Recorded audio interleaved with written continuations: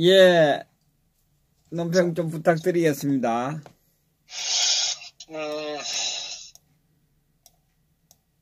오늘 황교안 씨 자유한국당 입당하는 입당 변을 제가 잠깐 들어봤고요. 예, 예. 어제 이야기했잖아요. 우리는 다 알고 있는 내용 아니에요. 어떤인가. 그렇죠. 그리고 이제 김무성이도 이렇게 최근에 몇 마디 하던데, 제가 참 코미디 하고 있다는 생각을 들었습니다. 네. 황교안 씨 같은 경우는 입당의 변은 이제 국가가 위기다. 네. 정리하면 그 다음에 통합해야 된다. 그래서 문재인에 대한 어떤 대처를 해야 된다. 이런 논조 같아요. 그리고 김무성이도 이제 문재인이 이제 김정은에게 속고 있다. 이런 얘기를 하는 것 같아요. 그래서 함께 싸우자. 이런 얘기입니다. 결론적으로는. 덩치값 하라 그래요. 덩치값. 자, 근데 이게 무슨 얘기냐면은, 저들 말대로 대한민국이 지금 위기죠. 예. 위기는 위기입니다. 근데 이런 위기가 어떻게 출발했습니까? 거기에서 참 코미디다는 생각이 들어요. 예. 응? 지금 삼척 동작 알다시피, 지금 대한민국이 경제도 완전히 몰락한 상태고, 경제 모든 분야가 완전히 회복 불능 상태로 가고 있죠. 구조적인 문제로 지금 빠져들고 있는 상태고, 안보 국방 같은 게 완전히 무장 해제된 상태 아닙니까? 예. 심지어는 2019년도 국방백서에 북한 주적이라는 표현을 삭제해버렸지 않습니까? 그리고 한미동맹도 거의 해체 단계, 저는 제 개인적인 생각은 한미동맹 거의 와야 됐다. 이렇게 판단하기 때문에 지난번도 말씀드렸다시피 2차 미북 정상회담에서 한국의 어떤 안보에 대한 어떤 그런 부분이 상당히 심각한데, 그럼에도 불구하고 미국은 이 주한미군 문제 종전선언까지도 저는 상당히 우려스럽게 바라보고 있다 할 정도고, 그 다음 외교 같은 경우도 이미 고립된 상태에서, 심지어 일본 같은 경우도 지금 현재 한국과 북한과 중국을 한 묶음으로 지금 볼 정도로 외교가 완전히 일본과는 파탄 상태로 지금 와 있거든요. 그러니까 사실 대한민국의 이런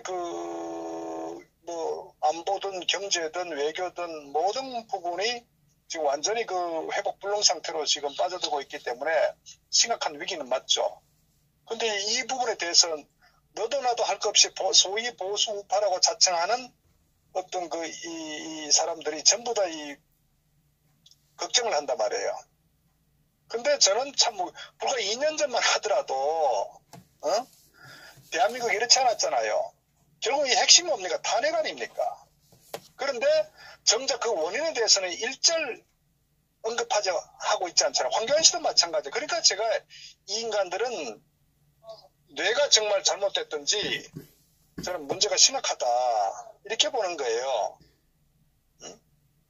지금 저는 이제 결론적으로 보면은 이 사람들이 이제 왜 그런지 자기 자신들이 어떤 한 행위에 대해서 너무나 큰 죄를 지었다는 것을 저는 역설적으로 한국의 어떤 위기 상황이 심각해질수록 저는 그걸 덮으려고 더 정치적으로 저는 상당히 여러 가지 어떤 술수를 저는 많이 쓸 거라고 저는 봐요. 사실은 이게 탄핵만 없었다고 가정해 보자고요. 제가 봤을 때 김정은은 지금 참수가 되었거나 아니면 항복을 했거나 저는 두 가지라고 봐요. 부분이. 예. 예? 그러니까 지금 2016년도 8월 15일 날 박 대통령 8.15 이 담화에서 보면은 그 당시에 우리가 대북 굉장히 강경 정책으로 전환을 했다고요. 왜냐면은 2016년도에 김정은이가 어떤 중단거리 미사일과 핵실험을 계속적으로 이제 시험을 하면서 도저히 이 북한 김정은 이 집단은 안 되겠다. 이렇게 판단을 내렸기 때문에 참수부대도 운영하고 이 대북 정책을 강공으로 가면서 국제사회와 공조하고 특히 미국과의 어떤 굉장히 어떤 끈끈한 관계를 지속해 나가면서 이런 이 대북 정책에 대해서 방향을 확실히 잡아갔다고요. 그리고 실질적으로 김정은도 완전히 고립화된 상태로 갔거든요. 네. 그러니까 만약에 탄핵이 없었으면 저는 오늘날 이 북한이 과연 대한민국 국민들이 핵으로부터 과연 이런 위기의식을 느끼겠는가.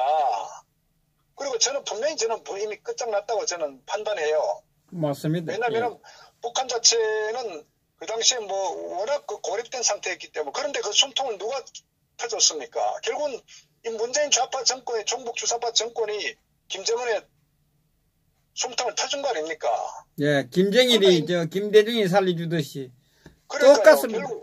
그러니까 결국은 이 발단이 어디서 출발했느냐? 탄핵 아닙니까? 탄핵.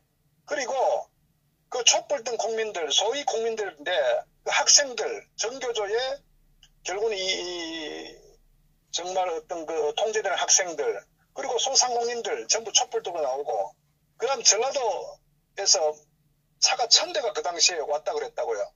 버스 1000대, 트랙터, 농민들 트랙터 타고 왔죠. 그리고 심지어 이 보수 우파로 간 남경필 같은 작자도 경기도지사면서 그 당시에 촛불 집회 참석했다고 남경필 같은 경우, 이 인간들도. 그리고 그 당시에 그 야간 그 버스를 늦게까지 그 연장 운행하는 이 광화문 촛불 집회 국민들 불편함을 들어드린다고. 이런 인간들이 지금 어떤 모습을 취하고 있습니까? 지금 아우성이잖아요. 그런데 왜 탄핵에 대해서는 이런 방구도 하지 않냐 이거죠. 황교안 씨도 마찬가지. 결국은 제가 정말 그 넌센스인 게 가장 우리가 어떤 문제를 대책을 그 강구를 할 때는요. 원인을 분명히 찾아야 된다. 원인을 제거하지 않고서는 이 대처 방법이 나오지 않는 거예요. 우리가 병원에 가서 환자 치료를 하더라도 원인이 뭔지를 알아야 거기에 맞는 대응이 이 처방을 하게 돼 있지 않습니까? 수술하든 약으로 뭐 처리를 하든 아니면 뭐 다른 방법 하든 간에. 근데 여기에도 결정적인 원인은 핵심은 탄핵이고 결국 이 탄핵으로 인해갖고 대한민국이 이 자유통일이 될 수 있는 그런 기회도 완전히 날려버렸잖아요. 지금 2년이라는 시간은요, 우리가 압박을 했으면요, 충분히 이 북한의 김정은을 굴복시킬 수 있다고요. 한번 기억하실 거예요. 그 당시 이 GP 목함 지뢰 사건에 있어서 기억하실 겁니다. 그 당시에 지뢰 사건 났을 때, 그때 그 박 대통령이 군복을 입고 전방에 방문해가지고 선조치하라는 식으로 굉장히 어떤 강경한 결의에 찬 어떤 그런 그 입장을 표명했다고요. 그리고 현장에서 어떤 그 선조치 후보고 개념으로 완전히 굉장히 어떤 강경 모드를 갔다고요. 근데 그 후에 김정은이가 어떻게 했나요? 결국 3명이 3인방이 내려왔잖아요. 그 당시에 왜냐면 쟤들이 한국에 몇 월, 며칠, 몇 시까지 만약에 거기에서 어떤 조치 취하지 않으면 자기들 하나의 그 선전포고를 간주한다 해가지고 굉장히 강경 모드로 갔거든. 그런데 그 당시에 박근혜 대통령이 굉장히 어떤 완고한 입장, 원칙적 입장 딱 견제했다고요. 그러니까 결국은 어떻게 됐습니까? 북한에서 3명이 먼저 내려왔고 머리 숙였잖아요. 그러니까 북한이라는 집단은 걔들 어떤 그 벼랑 끝 전술을 펴나가는데 거기에 밀리면은 계속적으로 밀리게 돼 있다고요. 그러니까 사실 이제 미국 문제 같은 경우도 육자회담 같은 경우도 30년간 계속적으로 회담이 됐지만 북한의 어떤 벼랑 끝 전술에 결국은 미국도 결국 전략적 실패를 한 거예요. 마찬가지로 이 남북 간의 관계에 있어서 계속적으로 우리가 어떤 그 북한이 이 전쟁을 일으키면 어떻게 되냐 하는 위기의식 때문에 계속적으로 이 양보하고 계속적으로 어떤 그런 어떤 전쟁에 대한 두려움 때문에 양보하다 보면 결국은 북한의 벼랑 끝 전술에 우리가 밀려 들어가거든. 그런데 박근혜 대통령께서는 그런 부분에 대해서 명확한 입장을 저는 그 당시에 가져갔다. 결국 그래서 저는 김정은이가 그런 3인방, 핵심 3인방 그때 내려왔지 않습니까? 바로 그것을 북한이 다루는 방법이라고요. 자, 그러면 말씀드렸다시피 그 당시 2016년도 이 9월, 10월 가면서 그러니까 문재인 같은 경우도 그 당시에 이 대북 압박 정책과 국제 공조를 해가지고 북한이 상당히 코너에 몰렸거든요. 그런 상황에서 이 문재인이가 송민숙 회고록 사건을 해갖고 완전히 정치적 위기에 처했단 말이에요. 만약에 그 당시에 박 대통령이 탄핵당하지 않은 상황 같았으면 결국 문재인도 굉장히 그 당시에 어떤 조사를 받을 수밖에 없었고 실체가 드러났었고 그러면서 국내 종북 세력들 상당히 코너에 몰리면서 대북 압박 정책과 이 한미일 공조, 국제 공조를 통해서 북한을 완전히 몰락시킬 수 있는 상당히 호기였다고요. 정말 저는 그런 상황이 됐으면 지금 대한민국은 어떻게 보면은 완전히 자유통일의 기반을 마련할 수도 있었다. 그리고 이 종북 좌파들도 완전히 정말 숨통을 끊을 수 있는 그런 기회가 됐었다. 그런데 이 상황을 누가 완전히 망가뜨렸습니까? 이 탄핵 주동 세력들 아닙니까? 그러니까 결국은 그로 인해서 대한민국의 안보, 경제, 외교 모든 부분이 무너졌잖아요. 이 원인이 거기서 온 거 아닙니까? 탄핵에서 온 거 아닙니까? 그런데 이제 대한민국이 위기 상황이니 이제 함께 통합하자. 이 코미디 아닙니까? 코미디. 닮아갑니다. 문재인이 닮아갑니다. 시어하고 있습니다. 코미디 시어. 저는 참 그래서 제가 분명히 말씀드리지만은 근본적인 그 원인 처방을 하지 않고 적당하게 봉합하고 다시 어떻게 그 꼼수로 이 위기 상황을 빠져나가자고 하면은 저는 반드시 결국은 이 종북 좌파 세력에 저는 꿰매 넘어갈 수밖에 없다. 그리고 현재 이 남북 간의 한반도의 어떤 상당 부분의 어떤 그 이니셔티브는 김정은이가 쥐고 있다고 봐도 무리가 없다고 저는 보는 거예요. 그만큼 지금 사실은 한미일, 특히 한미 간의 공조가 완벽하지 않으면은 결국은 이제 김정은이가 그 틈새를 파고 들어가가지고 결국은 완전히 자기 페이스대로 몰고 간다고. 저는 그 부분이 지금 이미 진행 많이 됐다. 바로 그 상황이기 때문에 우리가 우려하는 주한미군 철수나 종전선언에 걱정을 하지 않습니까? 그만큼 지금 트럼프는 트럼프대로 따라가고 있고 문재인이는 완전히 김정은과 한몸이 돼가지고 오히려 미국을 견제하는 이런 이 정치적 상황으로 지금 가고 있기 때문에 결국은 이 상황은 제가 봤을 때는 마치 우리가 100년 전에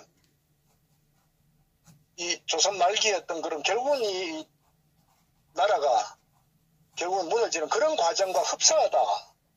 그러니까 위기 상황임에도 불구하고 어느 누구도 책임지려고 하지도 않고 나서지도 않는 그 상황이 지금과 뭐가 다르냐 이거죠. 그러니까 결국은 지금 보면은 이미 북한은 핵 보유국이라고 김정은 스스로도 그런 어떤 코멘트를 하고 또 일본 국방 차원에서도 잠재적인 어떤 북한의 어떤 핵이 15개나 지금 보유하고 있다 할 정도로 군사적 측면에서는 어떻게 보면 북한을 핵 보유국으로 상정하고 지금 어떤 국방 정책을 지금 가고 있을 정도로 현실적 위협이다. 그런데 지금 대한민국은 어떻게 하고 있습니까? 정치권에서 심지어 국방 어떤 그 관계자들, 군 출신 장성들조차도 지금 어느 누구 하나 나서지 않고 있잖아요. 그리고 신재민 같은 이런 그 양심 선언하는 공직자가 나와도 결국 그거를 정치적으로 한 개인의 일탈로 이렇게 지금 만들어가도 언론, 지식인들 누구 나서서 강력하게 비판하고 거기에 대해서 투쟁을 누가 합니까? 결국은 지금 현재 외국 국민들, 민초들만 현장에 투쟁에 나와서 나라 걱정하고 있는 이게 지금 현실 아닙니까? 그러니까 결국은 이 상황을 초래하게 된 이 결정적인 이 배후 세력들이 탄핵 주동 세력들 아닙니까? 그 주동 세력들을 척결하지 않고 어떻게 대한민국을 살리겠습니까? 그래서 저는 그런 측면에 봤을 때 현재 이 황교안의 이런 그 기회주의적 행태 그리고 이 국가를 바라보는 시각 굉장히 저는 문제 많다. 결국은 국가보다도 자기 자신의 어떤 안위, 자기 자신의 어떤 사욕, 권력욕이 우선이라는 거죠. 그러니까 정치권의 이 탄핵 자체도 결국은 이 우파내에서도 소위 이 사이비 보수 우파라고 표방한 이 세력들이 결국은 반기문을 데려와가지고 이원적 정부제를 하면서 지속적인 이 권력을 향유하려고 그리고 결국은 박 대통령한테 하야 내지는 탄핵으로 몰고 간 그 사건 아닙니까? 예. 그러니까 이런 몇몇 정치 양아치들이 저지른 이런 정말 결과로 인해서 대한민국이 현 상태에서는 거의 회복 불능 상태로 특별한 어떤 대응책이 나오지 않으면은 지금 대한민국은 정말 대한민국이란 어떤 국호가 존재할지조차도 상당히 위험한 그런 상황이거든요. 그러니까 결국은 현재도 위험하지만 앞으로 어떤 2차 미북 정상회담을 앞두고 결국 트럼프가 김정은과 어떤 그 협상에 딜을 할지 그 상황 자체가 상당히 우려되는 상황인데 만약에 우리가 보수 우파 국민들이 우려하는 상황으로 만약에 협상이 방향 가져가게 된다면은 걷잡을 수 없는 상황으로 빠질 수밖에 없다.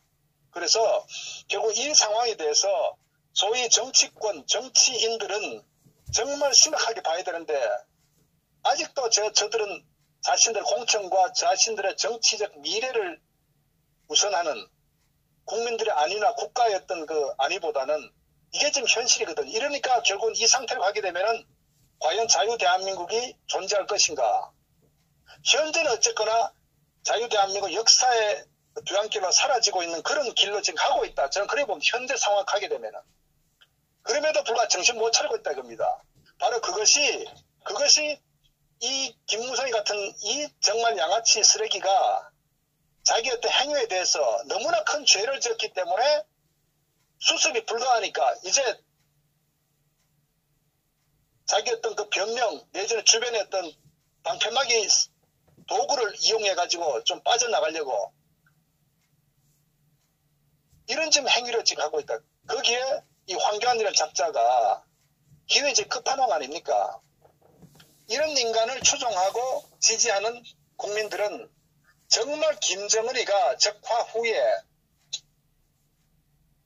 정말 어떤 피해 속청이 와야 그때 정신을 차릴 건지 저는 그걸 참 안타까운 거예요. 그러니까 제가 너무 황당하고 정말 이해할 수 없는 부분이 정치를 한다는 정치인들이나 소위 지식인들, 관료들 정도 같으면은 이런 그 대한민국의 특수한 이런 그 정치 환경에서 탄핵이 되면은 결국은 정권은 100% 넘어가게 돼 있고 이 탄핵 과정에 개입했던 이 좌파 세력들에 의해서 또 북한의 김정은 세력들과 결탁된 세력들에 의해서 결국은 대한민국이 위기 상황을 빠진다는 것은 너무나 저는 그 상식이라고 보는 거예요. 최소한도 정말 어느 정도의 어떤 안목만 있다면은 그리고 우리 또한 경제 같은 마찬가지 경제도 안 그래도 박근혜 대통령 그 재임 시절에도 사실은 이 워낙 그 세계 경제 속에서 대한민국의 경쟁 체제가 굉장히 어려운 상황이 그래서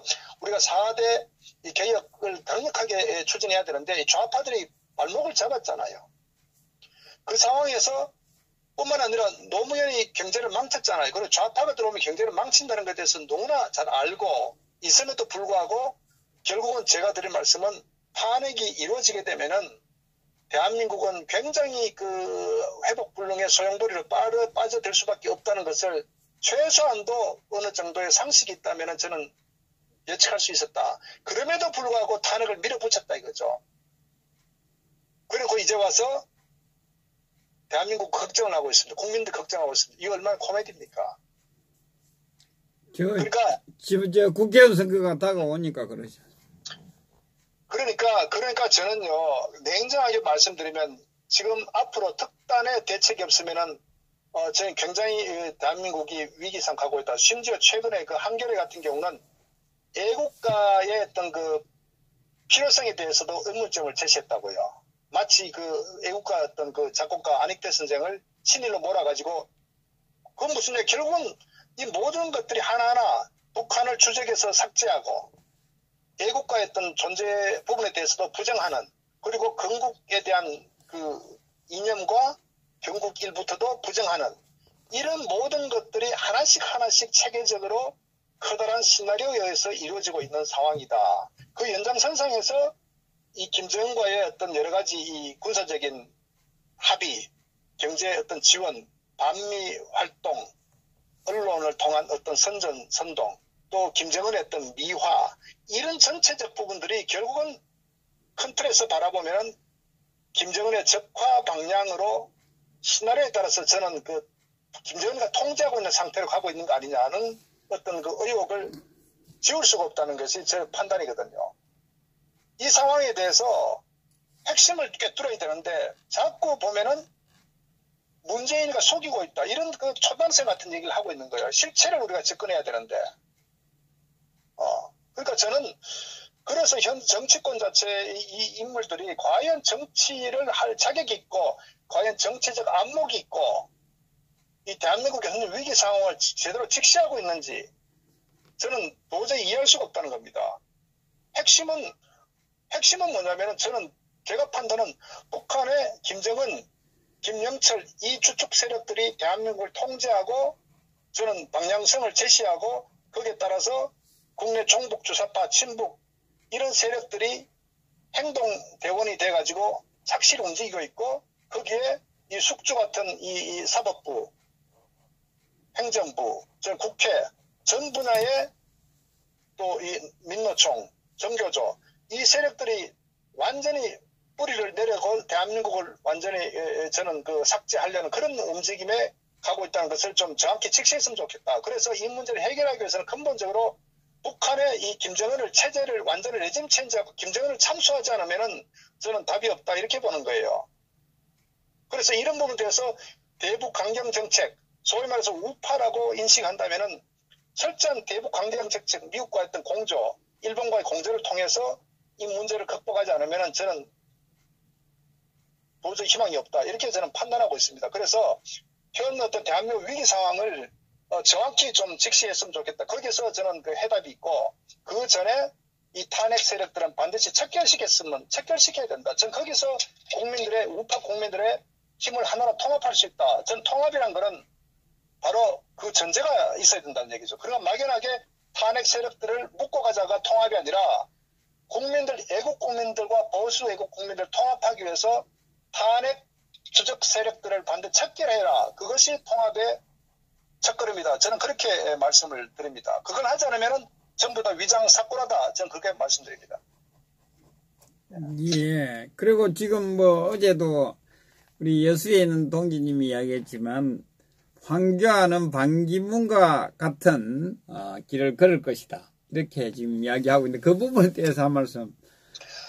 그거는 아마 저는 상당히 일리가 있다. 왜냐하면 통상적으로 이제 정치라는 것은 사실은 수없이 많은 거기에 어떤 술수들, 많은 이전 투구가 이루어지는데, 이 반기문 씨 같은 경우도 결국은 이제 외교의 잔뼈가 굵은 사람으로서 어떤 틀 내에서만 어떤 지시하는 상황에서만 자기의 어떤 업무를 해왔단 말이에요.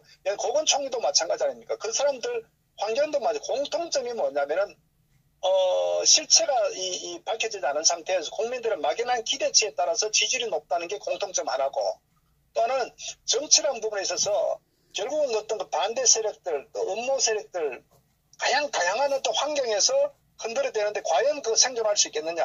그래서 그것은 이 몸에 배어가지고 자기 그 다음에 자기의 정치 철학, 노선, 가치, 이념이 명확해야 되거든요. 소위 말해서 정치를 하려면은 자기 목숨을 내놓고 때로는 이 형무소 가는 것을 두려워하면 안 된다고요.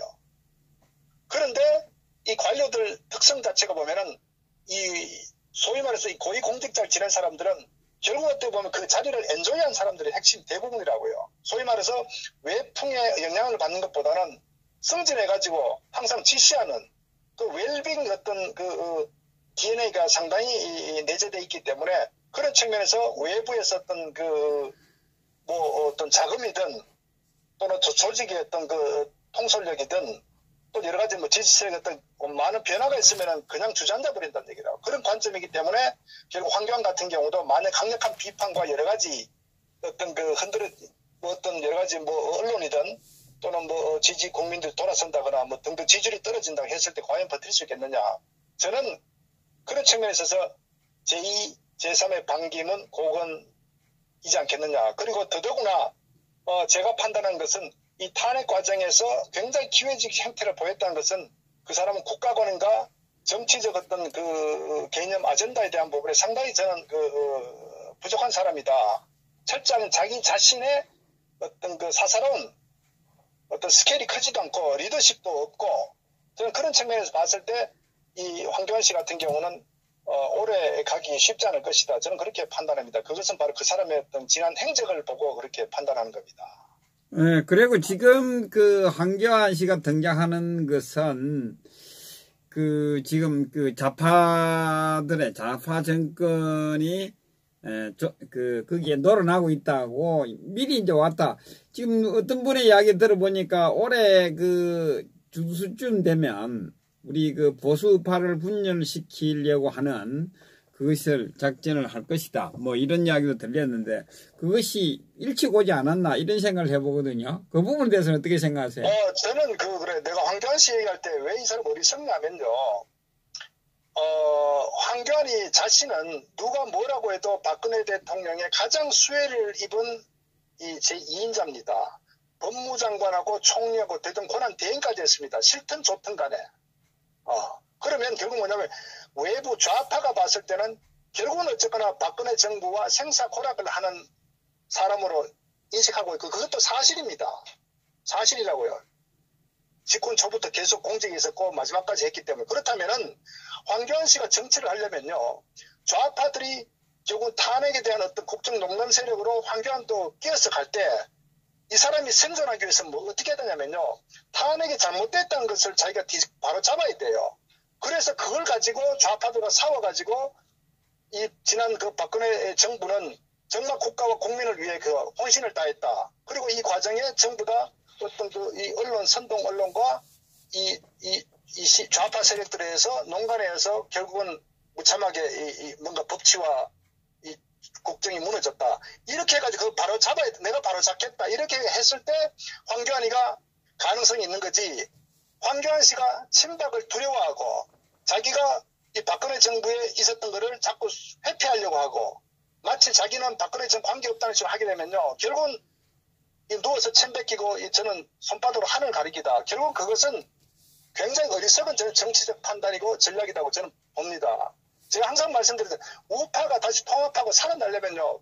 이 탄핵이라는 이 잘못된 거짓의 벽을 반드시 깨부숴야 돼요.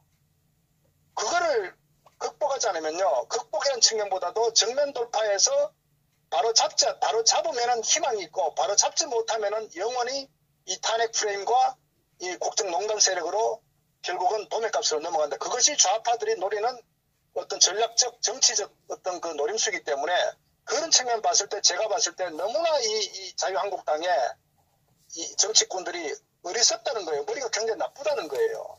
결국은 자기 자신이 살기 위해서 이 전체적으로 탄핵을 묻어가는 그 정진석 같은 경우도 이 탄핵 얘기 나오면 자기 한 행위가 있으니까 부끄럽고 고통스러우니까 지금 와서 그 얘기를 왜 꺼내느냐. 그래서 이런 정치인들은 자기 생존을 위해서 그럴 수 있지만 정말 국가를 생각하고 국민을 생각하는 애국 국민들이나 지식인이나 깨어있는 시민들은 이 세력들을 반드시 척결해야 된다. 그것이 저는 대한민국이 사는 길이지 소탐대시라는 몇몇 정치꾼들을 살리려고 대한민국이 죽는 그런 저는 어리석은 우를 범하지 마라. 저는 그걸 꼭 말씀드립니다. 정말 제가 처음이자 마지막 말씀드린 부분은 탄핵 이걸 정권법으로 깨야 돼요.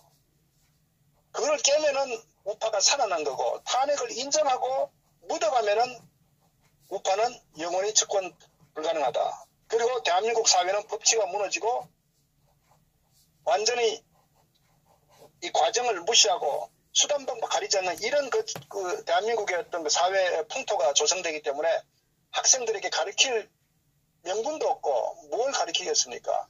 그래서 저는 대한민국 건전한 사회 가기 위해서는 반드시 성실해야 될 것이 탄핵 주동 세력들과 이 불법 세력들에 관련된 세력들 반드시 척결해가지고 검찰도 바로 이 검찰의 어떤 그 개입했던 태블릿 PC와 개입했던 검찰들도 반드시 속아내야 되고 언론들도 반드시 저는 척결해야 되고 거기에 가던 정치인들 이 모든 세력들을 반드시 바로 잡아야 된다고요. 저는 그것이 대한민국 앞으로 바라가는 정말 첫 번째 길이라고 보는 거예요.